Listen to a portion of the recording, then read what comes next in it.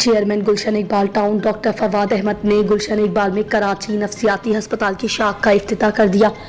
نفسیاتی بیماری انسان کو ناکارہ بنا کر رکھ دیتی ہے۔ نفسیاتی بیماری کی بروقت تشخیص اور مؤثر علاج سے بیماریوں پر قابو پایا جا سکتا ہے۔ نفسیاتی مریضوں کو علاج معالجے کی سہولیات فراہم کرنے میں گلشن اقبال برانچ اہم کردار ادا کرے گی۔ گلشن اقبال میں کراچی نفسیاتی ہسپتال کی شاخ لوگوں کو ان کے گھر کے نزدیک بہتر، سستا اور مؤثر علاج فراہم کرے گی۔ Chairman Gulshan Iqbal town doctor Fawad Ahmad نے M D chief psychiatrist doctor سید مبین اختر کے ہمراہ گلشن اقبال میں کراچی نفسیاتی ہسپتال کی شاخ کا افتتاح کر دیا ہے۔ اس موقع پر ڈائریکٹر نیورولوجی ڈپارٹمنٹ ڈاکٹر شاہد مصطفیٰ، ڈائریکٹر میڈیسن ڈپارٹمنٹ ڈاکٹر فضل قاسم اور دیگر اسپیشلسٹ ڈاکٹر و اسٹاف بھی موجود تھے۔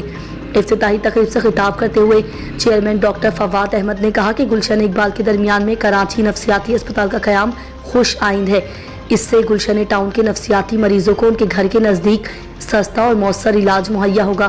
چیئرمین ڈاکٹر فواد احمد نے کہا کہ نفسیاتی بیماری اس لحاظ سے خطرناک ہے کہ اس بیماری میں مبتلا نہ صرف اپنے آپ کو بلکہ دوسروں کو بھی نقصان پہنچا سکتے ہیں۔ اس بیماری کا شکار بظاہر ہنستا بولتا دکھائی دیتا ہے، لیکن اچانک یا آہستہ آہستہ مایوسی کا شکار ہو جاتا ہے۔ پاکستان میں ہر 4 میں سے 1 شخص نفسیاتی دباؤ کا شکار ہے، جو کہ مستقل بنیادوں پر رہے تو خطرناک بیماری کی شکل اختیار کر لیتا ہے۔ اس کی بروقت تشخیص اور علاج سے مریض کو معاشرے کا قیمتی اثاثہ بنایا جا سکتا ہے۔ انہوں نے کراچی نفسیاتی ہسپتال کی انتظامیہ کو سراہتے ہوئے کہا کہ ان کی کوششوں سے نفسیاتی مریضوں کو سہولیات میسر آ رہی ہیں اور امید ہے یہ نئی برانچ بھی اس سلسلے میں اپنا کردار ادا کرے گی۔